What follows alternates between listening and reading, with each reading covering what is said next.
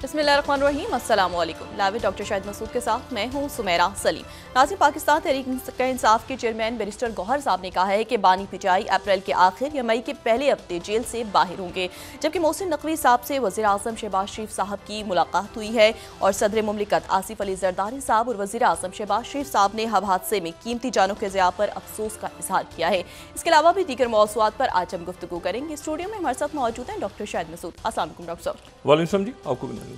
Doctor साहब, barrister Gauhar साहब की जानिब से जो कहा गया है बानी पिटाई जो अप्रैल के आखिर या मई के पहले हफ्ते जेल से बाहर होंगी, क्या पाकिस्तान तहरीक इंसाफ की मुश्किलात कम होने जा रही हैं या कोई बड़ा रिलीफ मिलने जा रहा है? ईद के बाद, ईद की जो तातीलात हैं उनके बाद ये बहुत कुछ कहा जा रहा है कि ईद की तातीलात के बाद बहुत से मुकदमे हैं, बहुत से दीगर मामला हैं, लेकिन एक तो आज सुबह जो हादसा पेश आया शाह नूरानी की ज़ियारत के लिए जो जारी थी बस, उसमें हादसा पेश आया। फिर उसके बाद जो है वो एक जो वाक़या जिसमें एक शख्स ने 7 बच्चे और अपनी अहलिया को कत्ल कर दिया। वो 8 से 1 साल की उम्र तक के बच्चे हैं और उसमें जो बयान आ रहा है वो ये कि वो ज़हनी तौर पे बिल्कुल ठीक था। ज़हनी तौर पे ठीक था तो उसने फिर ये कैसे, ये सोशल अनरेस्ट जो है ना, और एक जैसे कराची में हुआ है कि एक शख्स ने जो है तो पूरे इलाके में लोग हैं और वहाँ पे उन्होंने एक शख्स को पकड़ा है और कहा कि चोर है और उसके बाद उसको गिराया और उसको पहले तशद्दुद किया, फिर उसको गोलियाँ मार दी। तो ये जो सूरत हाल है, ये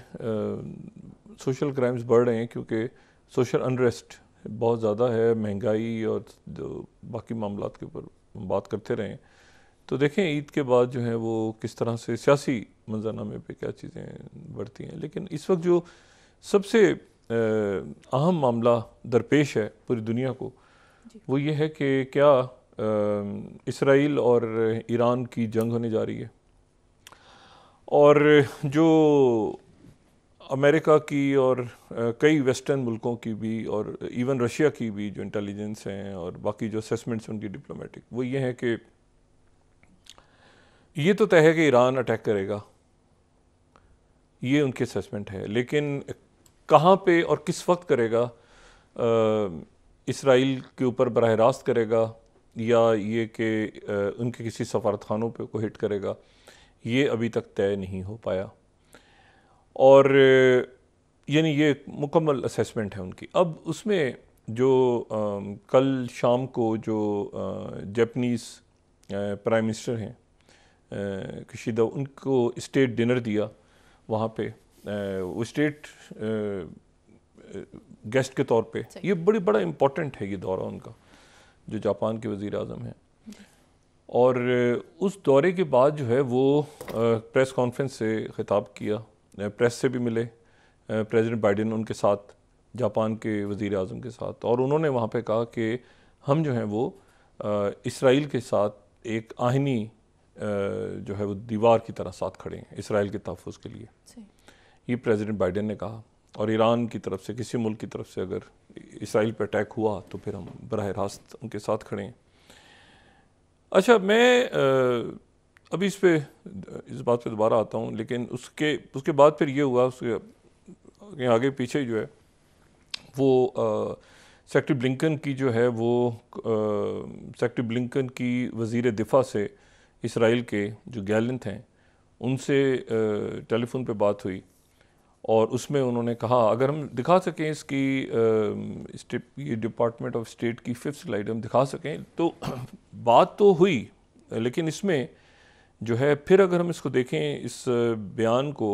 जो कि जारी हुआ है स्टेट डिपार्टमेंट की तरफ से, तो इस स्टेट डिपार्टमेंट की में दोबारा हमें जो है वो 1 2 3 4 ये 5वीं जो 5th इसकी 4th लाइन जहाँ ख़त्म हो रही है, इमीडिएट सीज़ फायर, ठीक है, secure the hostage agreement for an immediate ceasefire in Gaza. इसमें गज़ा की जो है वो मतलब वेलकम किया है, उनकी अनाउंसमेंट्स को, अर्जेंट स्टेप्स लिए जा रहे हैं, एंट्री हो रही है, ये वो सारा, लेकिन इसराइल के साथ भी। तो ये बहरहाल जो है वो इमीडिएट सीज़ फायर का भी उसमें जिक्र है। लेकिन जो मैंने आपसे पहले कहा कि अमेरिका की असेसमेंट ये है कि यहाँ पर कुछ ना कुछ जो है वो होगा, यानी ईरान की तरफ से होगा, ये उनकी एक इंटेलिजेंस की रिपोर्ट है। अच्छा, उसके बाद जो है वो जो सेंटकॉम के चीफ हैं वो आज पहुंच गए हैं इसराइल, और सेंटकॉम के जो चीफ हैं जनरल कुरेला वो पहुंचे हैं इसराइल, और उन्होंने वहाँ पर मुलाकात की है। उस मुलाकात के बाद जो नेतन्याहू हैं वो वहाँ पे तेल-नोफ एयरबेस पे गए हैं, जहाँ पे F-15 तैयारे जो कि इसराइल की बड़े दिफा में उनका बड़ा एक इम्पॉर्टेंट रोल हो सकता है अगर जंग हुई, तो वहाँ पे उन्होंने जो गुफ्तगू की है तो उसमें मैं उनकी नेशनल न्यूज़ देख रहा था अभी, उन्होंने जो इसराइल नेशनल न्यूज़ है 10 स्लाइड अगर हम दिखा सकें तो उसमें उन्होंने कहा है कि इसराइल प्रिपेयर है चैलेंजेस के लिए दूसरे सेक्टर्स में, यानी ना सिर्फ ये है कि अपनी सरजमीन पे इसराइल, बल्कि दूसरी जगहों पर भी वो जो है वो प्रिपेयर्ड है। और उन्होंने कहा अपने पायलट से ख़िताब करते हुए कि जो हमें आपके ऊपर फ़ख्र है और आप जो हैं यकीनन इसराइल का दिफा करेंगे। अच्छा, अब इसमें जो बात सारी, और साथ ही जो है वो जो उनके तीनों साहबजादे जो शहीद हुए थे, हाजिम, अमीर और मोहम्मद, जो इस्माइल हानिया के, इस्माइल हानिया जो है इस वक्त कतर में है। ये जो फुटेज उनकी कल जब उनको बताया जा रहा है कि उनके साहबजादे जो हैं उनका, तो वो कतर में मौजूद थे और कतर में है वो। अच्छा, और उनके साथ अगर हम ये सफ़ेद जो अगर हम देखें इस तरफ जो सूट में खड़े हैं सफ़ेद बारिश जो हैं वो खालिद मिशाल हैं, ठीक है। तो ये जो है अब ये खालिद मिशाल साथ बैठे हुए हैं, ठीक है। तो इस्माइल हानिया जो हैं वो उन्होंने कहा कि उनसे ईरान की क़यादत ने भी उनसे ताज़ियत की, और उनसे टेलीफोन पर जो बात हुई है वो बात जो अभी तक जिस की तस्दीक हुई, वो तुर्की के वज़ीर ख़ारजा ने उनसे बात की, ईरान की वज़ीर ख़ारजा ने उनसे बात की, और दोनों ममालिक के तरफ से जो है वो ताज़ियती पैगामात भी जारी हुए। लेकिन इसमें जो इम्पॉर्टेंट बात है वो ये है कि तुर्की के जो इंटेलिजेंस एजेंसी है उनकी, उसके सरबराह जो हैं खालिन या जिस तरह से भी उनको प्रोनाउंस करें, तो उन्होंने भी टेलीफोन पे ताज़ियत की। अच्छा, और इस दौरान जो है मैं आपसे ये जो बात कह रहा हूँ कि इसमें सारी दुनिया के असेसमेंट, ये रूस ने अपने शहरियों को मशरिक़ वस्ता में गैर ज़रूरी सफ़र से रोक दिया, और उसमें ख़ास तौर पे लेबनान, इसराइल, मकबूजा फ़लस्तीनी इलाके, यहाँ पे रशिया ने कहा है कि हमारे कम से कम लोग यहाँ पे जाएं। और जो जर्मन एयरलाइंस हैं लुफ्थांसा, उन्होंने अपनी परवाज़ें ईरान के लिए बंद कर दी हैं। अच्छा, ईरान जो है 2 ही मगरबी एयरलाइंस आती हैं, एक लुफ्थांसा है जर्मन, और फिर एक ऑस्ट्रियन एयरलाइंस है। ऑस्ट्रियन एयरलाइंस को भी जो लुफ्थांसा है जर्मन ही ओन करते हैं, यानी उनकी ओनरशिप भी ऑस्ट्रियन एयरलाइन की जो है वो लुफ्थांसा के पास है। तो आज उनकी अभी कुछ देर बाद जो है वो एक परवाज़ उनकी बस आखिरी परवाज़ है, और उसके बाद वो मुअत्तल हो रही हैं परवाज़ें। अच्छा, अब इसमें जो 10 तरफ से इस बात का कहा जा रहा है कि ईरान हमला कर सकता है इसराइल पे, जो असेसमेंट्स हैं, और वो जो हैं वो असेसमेंट्स ये हैं कि एक तो बराह रास्त वो अगर हम देखें तो इसराइल जो है वो उनके रेंज में आता है, उनके मुख्तलिफ उनके जो फ़तह 110 और ज़लज़ील, और फिर ये पूरा जो हम पहले भी ये दिखा चुके हैं, ये उनके जो मिसाइल्स हैं फजर, तो उनकी बराह रास्त जो है वो रेंज में जो है वो आता है। ईरान की मिसाइल्स की रेंज में भी आता है, और जो हिज़्बुल्लाह के पास हैं उनकी मिसाइल्स की रेंज में भी आता है। तो एक तो यह है कि बराह रास्त जो है वो ईरान से बैलिस्टिक मिसाइल्स जो हैं वो फायर हों। ये जो है ये तो वो मैप है जो कि वहाँ की जो कि हिजबुल्लाह के पास है, तो ये हिजबुल्लाह की रेंज है। लेकिन एक दूसरे जो ईरान से आते हैं तो वो जो है ये भी हिजबुल्लाह की रेंज है। ये यहाँ से ईरान से जो हमने उस दिन एक पूरा दिखाया था वो बहरहाल है लोगों को सबके जहन में। अच्छा, तो ये जो है ये अब एक तो ये है कि बराह रास्त बैलिस्टिक मिज़ाइल बराह रास्त जो है वो ईरान से, दूसरा ये है कि इराक़ से बैलिस्टिक मिज़ाइल्स आएँ। इराक़ में भी ज़ाहिर है कि बहुत बड़ी तादाद में ख़ातिब हिज़्बुल्लाह मौजूद है। फिर यह है कि लॉन्ग रेंज मिज़ाइल बिल्कुल प्रिसीजन के साथ सिविलियन असेसमेंट्स ये हैं कि सिविलियन नहीं बल्कि मिलिट्री जो उनकी तनसीबात हैं उनको निशाना बनाया जाए। एक ये बात हो रही है असेसमेंट्स। एक ये है कि हुतीस अपना फ्रंट खोलें, एक ये है कि हिज़्बुल्लाह जो है वहाँ से मुकम्मल फ्रंट खुल जाए या कुछ फ्रंट हिज़्बुल्लाह खोले वहाँ से, और उसके बाद जो है यानी मुकम्मल तौर पे ये हिज़्बुल्लाह इसमें, क्योंकि फिर आज अटैक हुए हैं दोबारा और वहाँ पर एक मुसलसल जो है वो एक जंग का सा समय। और एक ऑप्शन ये है जिसके ऊपर डिस्कशन हो रहा है वो ये है कि मुख्तलिफ सफारत खाने जो हैं वो उनको निशाना बनाया जाए मुख्तलिफ मुल्कों में जहाँ पे इसराइल के सफारत खाने हैं।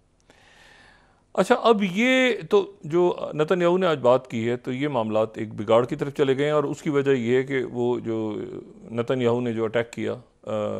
जो दमिश्क में, उसके बाद से ये मामलात ख़राब हुए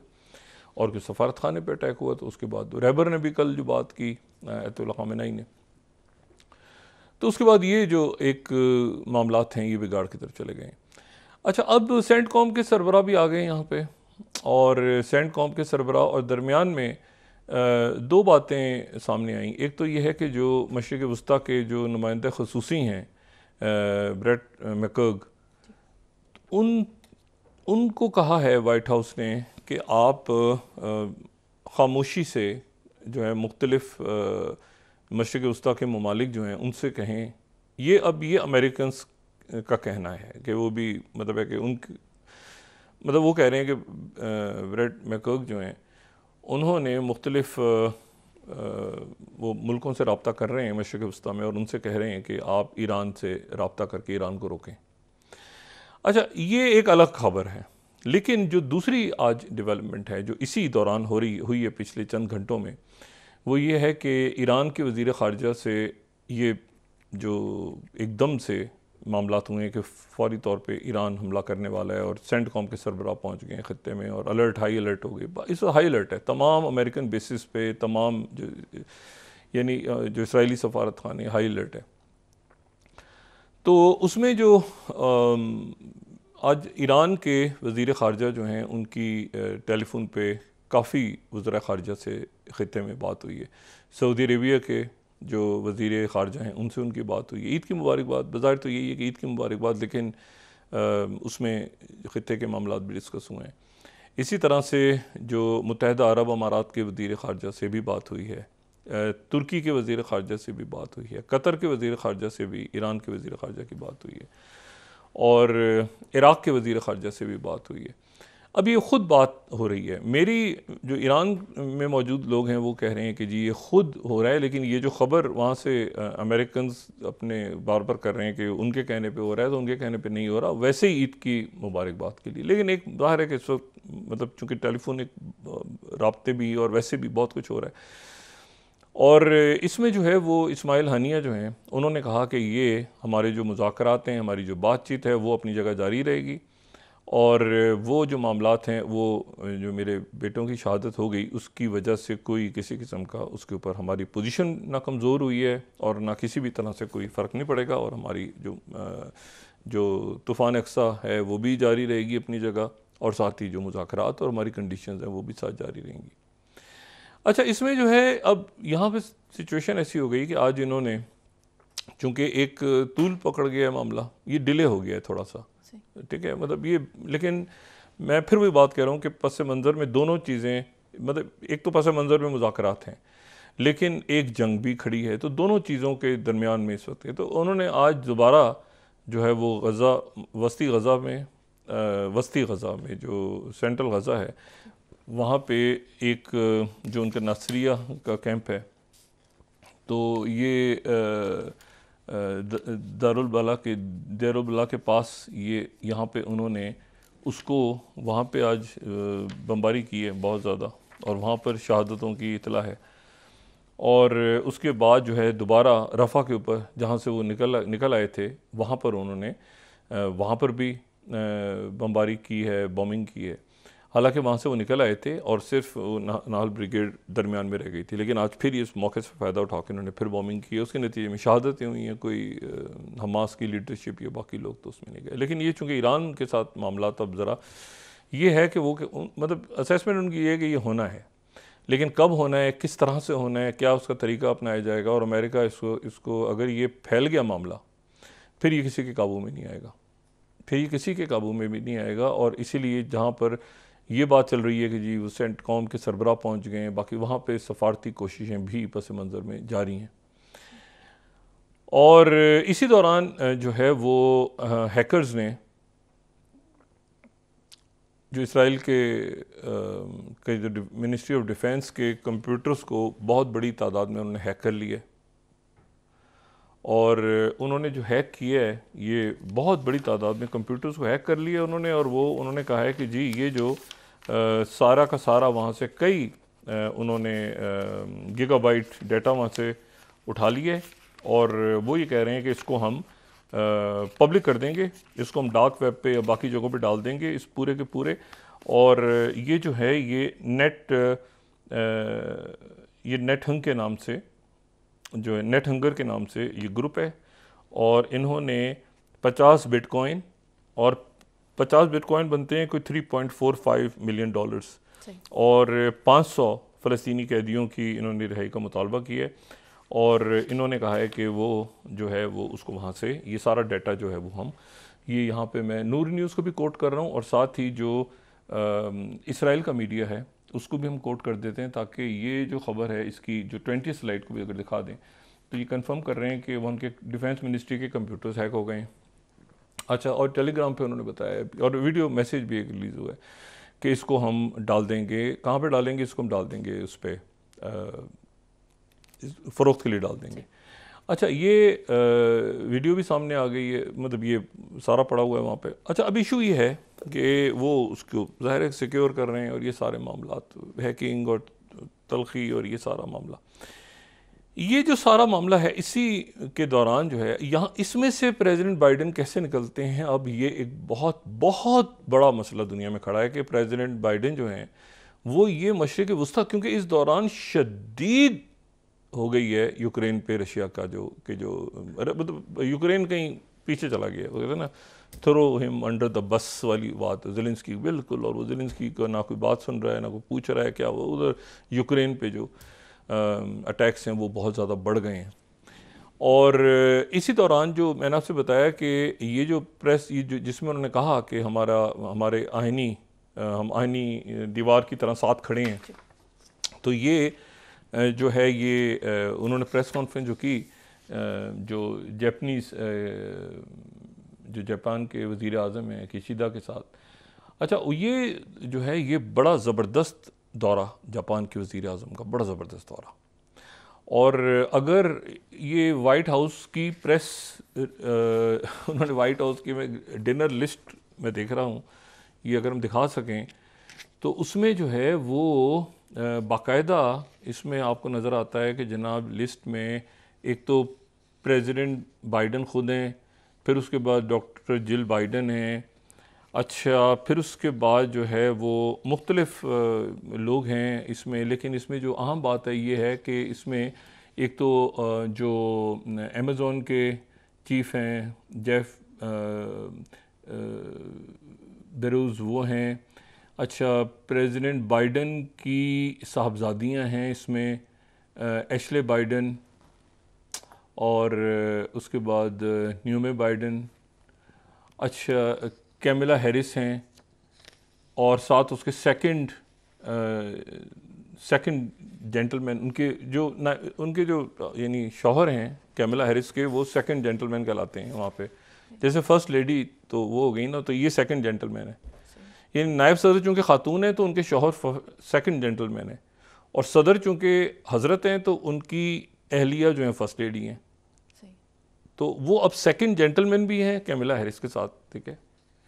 अच्छा, वो भी हैं। और जो इसमें इंटरेस्टिंग बात है वो ये कि इसमें जो टिम कुक भी हैं, जो एप्पल के सरबराह हैं, रॉबर्ट डी नीरो भी हैं जो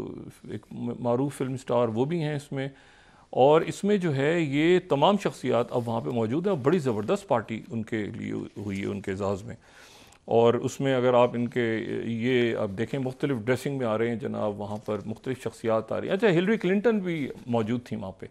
उसमें बाइडन के साथ जो हैं वो, और ये जो ये सेक्रेटरी ब्लिंकन आ रहे हैं अपनी अहलिया के साथ, ये तो बड़ा ज़बरदस्त वहाँ पे जनाब, बड़ा ज़बरदस्त उनके एजाज़ में खाना हुआ, और वो खाना शाना हुआ, और साथ उसके मुआहदे भी हुए, डिफेंस डील भी हुई जापान के साथ, और साथ उसमें जो है वो मुख्तलिफ शख्सियात ने बहुत ज़बरदस्त अंदाज में शिरकत की, गाने वाने चलते रहे दरमियान में, और मजाक वजाक भी हुआ। प्रेस कॉन्फ्रेंस जब हुई सामने तो वो उसमें भी बड़ा, और डिफेंस डील्स हुई, सेमीकंडक्टर्स पे बात हुई, ताइवान पे बात हुई, चाइना, साउथ चाइना सी। अभी थोड़ी देर के बाद जो है वो एक दूसरी अब डॉट्स कनेक्ट करते हैं, ये पाकिस्तान, मशरिक़ वस्ता, मतलब ज़रा अब मशरिक़ में आ गए ना अब इस वक्त, तो यहाँ पर अभी कुछ देर के बाद जो है वो मार्कोस जो हैं, मार्कोस जूनियर, उनके साथ भी मुलाकात होगी। तो मार्कोस जूनियर और जापान की किशिदा और प्रेसिडेंट बाइडन, ये 3 मुल्क जो हैं, ये इनका एक नया अलाइंस सामने आ रहा है। और इतवार के दिन से जो साउथ चाइना सी है वहाँ पे नेवल एक्सरसाइज शुरू हो रही हैं। उसमें ऑस्ट्रेलिया भी है, उसमें अमेरिका भी है, उसमें फ़िलिपीन है, उसमें जापान है उसमें। लेकिन साथ ही एक जो धचका लगा है वो ये है कि जो जनूबी कोरिया है, वहाँ पर जो उनके जो वज़ीर आज़म हैं पार्लिमानी इंतखाबात में, ये हैन कुक सू हार गए हैं बुरी तरह से। और हैन कुक सू ने हारने के बाद ये कहा है कि मैं अपना इस्तीफ़ा पेश कर रहा हूँ। अच्छा, हैन कुक सू हार गए हैं और हैन कुक सू वज़ीर आज़म हैं, तो उनके हारने के बाद जो है, और अपोजिशन जमात वहाँ जीत गई है। अच्छा, और उसके बाद जो उनके सदर हैं यून सुक लियोन, तो वो जो हैं वो उनकी, क्योंकि उन्हीं की जमात के वज़ीर आज़म थे, तो अब सदर कहीं हवा में वो बिल्कुल ही लेम डक से हो गए हैं। क्योंकि उसकी वजह ये है कि वो थे जो प्रो अमेरिका थे, यानी सबसे ज़्यादा प्रो अमेरिका जो थे वो जनूबी। साउथ कोरिया की हुकूमत गिर रही है, और साउथ कोरिया जो है वो जो है ये सबसे ज़्यादा अगर प्रो अमेरिका कोई वहाँ पर आई है इन सालों में। और अमेरिका बड़ा खुश था कि भाई ये साउथ कोरिया भी है, और ये तो मतलब उधर से फ़िलिपीन आया, उधर से जापान आ गया, लेकिन जो साउथ कोरिया के इलेक्शन में वो शिकस्त खा गए, वो कह रहे हैं हम तो इस्तीफ़ा दे रहे हैं। और मुकाबले में जो जमात है वो उसका रुझाना चीन की तरफ ज़्यादा है। और ये हम बात कर ही चुके हैं कि साबिक जो वज़ीर आज़म हैं ताइवान के, उनको बड़ा ज़बरदस्त वहाँ पे उनका इस्तकबाल किया, शी जिनपिंग से उनकी मुलाकात वगैरह। तो ये यहाँ पर भी बहुत किस्म एक्टिविटीज़ तेज़ हो गई हैं। लेकिन इसमें फिर मैं वही बात कह रहा हूँ कि सारा जो भी कुछ होना है वो यहाँ पे अगली दुनिया की जो उसको आप जितना मर्जी वहाँ पे ले जाएं। अब जैसे बात होगी वहाँ पे सेमीकंडक्टर्स की बात होगी, वहाँ पे बात होगी जो है वो साउथ चाइना सी की, वहाँ पे ड्रिल्स की बात होगी, वहाँ सब।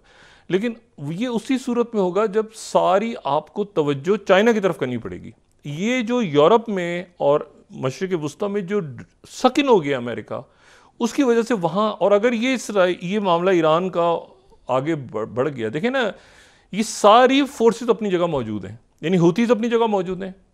हमास की लीडरशिप मौजूद है, सीरिया, हिजबुल्ला, मतलब तमाम ये जो इलाके हैं, इन इलाकों में जो है वो इराक,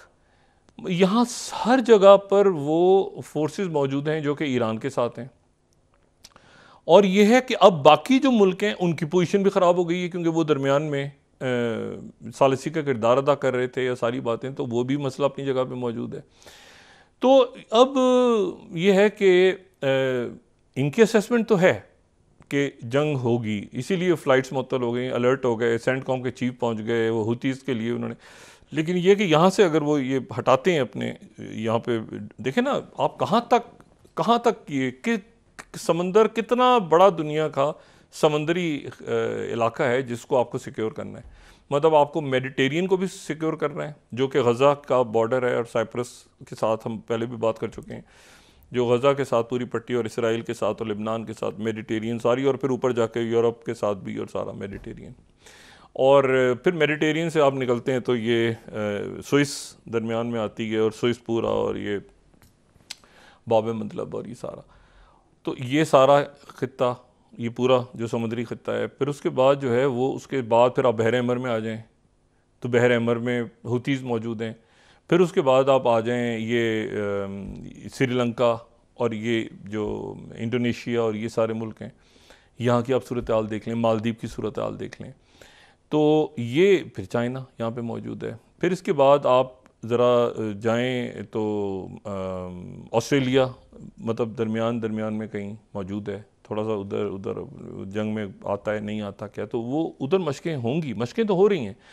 लेकिन यह है कि ताइवान, क्या ताइवान के लिए अमेरिका जाएगा जंग में, ये एक बड़ी बात है, ये एक बड़ा वाक़या है, क्योंकि ये मतलब चाइना पहले करेगा, हु विल ब्लिंक फर्स्ट, मतलब इस वक्त क्योंकि अमेरिका ड्रैगन हो गया है बुरी तरह से, तो अमेरिका यहाँ से सारी फ़ौजें विड्रॉ करके, सारे अपने वॉरशिप्स को विड्रॉ करके, सारा कुछ करके साउथ चाइना सी में जाएगा, या पूरी ये दुनिया जो बाकी है ख़ित्ते हैं सारे मेडिटेरियन से लेके, और ये यहाँ पर ये सारी फोर्सेस मौजूद हैं अपनी जगह। अफ्रीका की आप कोस्ट देख लें, अगर उनकी ईस्टर्न पूरी बेल्ट वहाँ पे जो है वो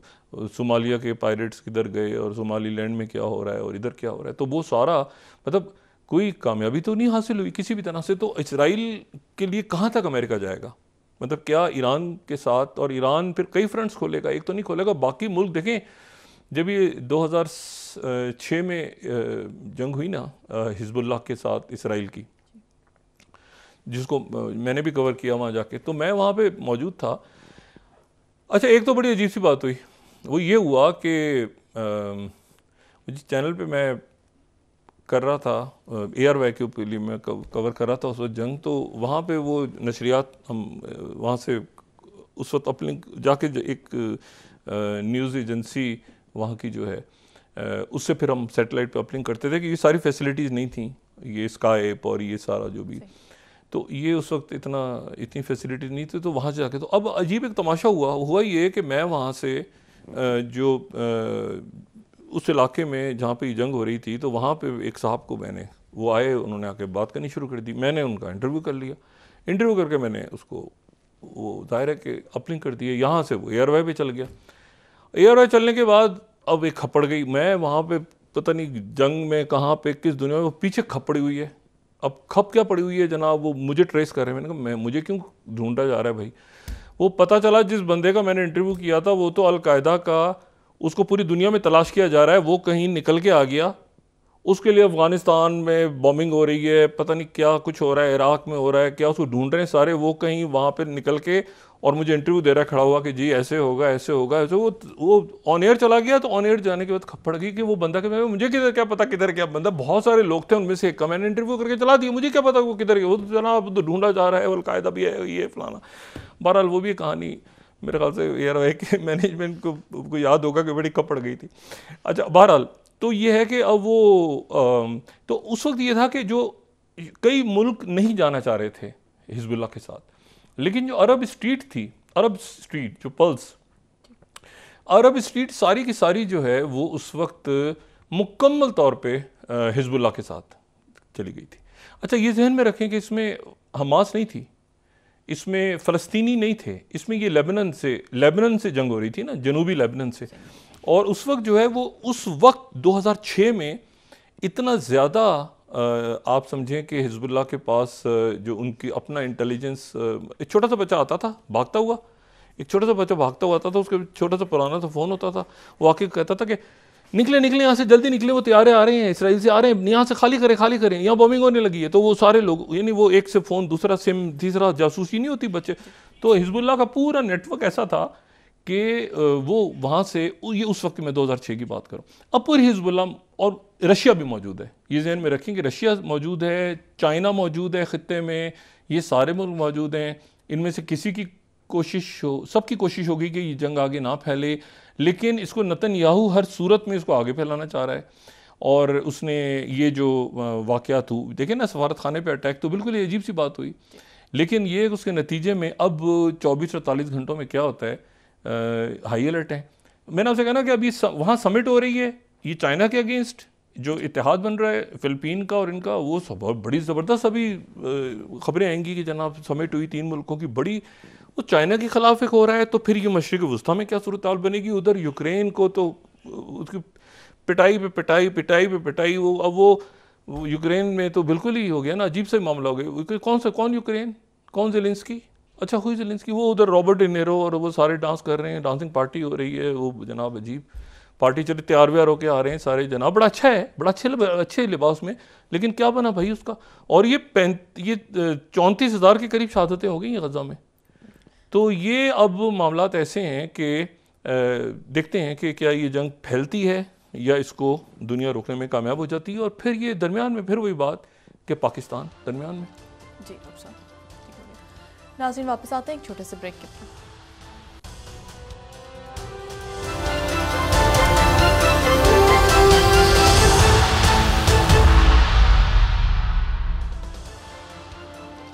वेलकम बैक नाज़रीन। तो डॉक्टर साहब, आप ये कह रहे थे कि इस बात के इम्कानात है कि मशरिक़ वस्ता में जो कशीदगी फैल रही है, ये बड़ी जंग की सूरत हाल इख्तियार कर सकती है। इसके कई महाज तो खुल गए ना, बड़ी जंग तो ये अब ये थे गज़ा तक तो नहीं है मामला, गज़ा में तो एक जाहिरियत है और वो कत्लेआम है, लेकिन कई महाज खुल चुके हैं ना, उसके नतीजे में कई महाज खुल चुके हैं। उसके नतीजे में बहर अहमर, उसके नतीजे में दमिश्क, देखें दमिश्क को, यानी बगदाद ये इराक़ में नहीं हुई, दमिश्क में हुआ है कि दमिश्क जो है वो वहाँ पर हुकूमत बशारुल असद वापस आए हैं, अरब लीग में सऊदी अरब लेकर आया, और वहाँ पे रशिया की वजह से वो मौजूद हैं। तो बात सारी ये है कि वहाँ पर अब अटैक का मतलब ये है कि रशिया को एक मैसेज गालिब, अब नेतन्याहू जो है उन्होंने कहा कि ये जो इस्माइल हानिया के साहबजादे, जो तीनों साहबजादे और 4 उनके बच्चे पोते जो हैं वो जो शहीद, ये मेरी मर्ज़ी के बगैर हुआ, ये वैसे ही फ़ौज ने एक हमला कर दिया, और उस हमले के नतीजे में वो जो है वो, मुझे तो नहीं पता था कि हमें तो, मुझे बताया ही नहीं गया था। मतलब नेतन्याहू की अजीब एक उसमें वो फंसे हुए हैं नेतन्याहू, क्योंकि वो अपने सर्वाइवल की भी जंग भी लड़ रहे हैं, और दूसरी बात ये है कि वहाँ पे आप ये देखें ना कि यानी अगर ये बात उनके लोग कह रहे हैं कि ये जंग 2026 या 27 तक जारी रहेगी हमास के ख़िलाफ़, 2026 या 27 तक, तो इसका मतलब है कि इंफ्रास्ट्रक्चर तो मौजूद है अपनी जगह, और फिर उसमें और नए महाज अगर खुल जाते हैं, मिसाल के तौर पे ईरान किसी और मुल्क के सफारत खाने को हिट करता है फ़र्ज़ करें, या कोई सरप्राइज़ देता है, तो उसके नतीजे में अभी इन्होंने कह तो दिया, ये कहना तो बड़ा आसान है कि हम ईरान पे जो है वो अटैक करेंगे, इसराइल ने कह दिया, अच्छा, लेकिन ईरान पे अटैक करने का मतलब जो है वो ये है कि फिर उसमें बाकी ममालिक सारे कहाँ खड़े होंगे। ये ज़हन में रखें कि सऊदी अरेबिया और ईरान के दरमियान जो मामला तय पाए हैं उसमें चाइना है दरमियान में, और इसी तरह से जो सीरिया में अपनी जगह, और ये ध्यान में रखें कि चाइना जो है वो हैफ़ा पे है, हैफ़ा सारा अदानी ग्रुप के पास नहीं है, चाइना भी मौजूद है वहाँ पे, चाइना इसराइल में मौजूद है, और चाइना जो है वो अभी मतलब है कि, लेकिन उसने पोजीशन ली हुई है, और वो फ़लस्तीन के साथ खड़ा है, बिल्कुल इस तरह जैसे इसराइल जो है कि उसके साथ अमेरिका खड़ा हो गया पूरी दुनिया की तरफ। अब मसला ये है कि तो ये एक तरह से अब इसमें सारे फ्रंट्स खुलेंगे। लेकिन उन्होंने चाइना से बात की कि आप ये बहर अमर में बात करें हुती से, उस पर चाइना ने मना कर दिया, रशियंस ने भी मना कर दिया, बल्कि यहाँ ईरान के साथ यहाँ पर एक्सरसाइज हुई। तो मसला ये कि इसमें कोई भी मुल्क दरमियान में जो है वो इसराइल की फेवर में तो आ ही नहीं सकता, चाहे उसके कितने, बल्कि आप ये देखें ना कि उर्दन जो है, मैं बार बार ये बात कह रहा हूँ कि उर्दन की हुकूमत डिस्टेबलाइज हो रही है, और आप ये देखें कि उर्दन जो है वहाँ पे मुजाहरे मुसलसल हो रहे हैं, क्योंकि मस्जिद अक्सा की जो उनकी जो वहाँ पे निगरां हैं वो मस्जिद अक्सा के और मशरिकी यरूशलेम के वो जो हैं वो हाशमी ख़ानदान है। तो अब उसमें यह है कि वो वहाँ पर फ़लस्तीनी मुजाहरे कर रहे हैं कि भाई हमें जाना है यहाँ से, हमें इजाज़त दी जाए। जब फ़लस्तीनी इतने ज़्यादा इस वक्त, क्योंकि देखिए ना उनके रिश्तेदार कुछ उधर हैं कि जिधर कैंप्स में हैं, कुछ ऊपर लेबनान में हैं, कुछ तो वो जैसे इस्माइल हनिया 2016 में आ गए थे तो ख़ानदान उधर ही रह गए, तो वो जब उधर किसी के घर वाले जो हैं वो शहीद हो रहे हैं उधर, तो उनको रोकना मुश्किल हो रहा है दुनिया। अब ये है कि ये एक दफ़ा इसमें चिंगारियाँ तो बहुत सारी एकदम से आप देखें ना, हैकर्स ने जाके इसराइल का डाटा उन्होंने कहा कि हम यहाँ से मिनिस्ट्री ऑफ डिफेंस मिनिस्ट्री का। फिर दूसरी बात ये है कि जो हर थोड़ी देर के बाद सायरन बज रहा है वहाँ, हर थोड़ी देर के बाद एक सायरन बज रहा है।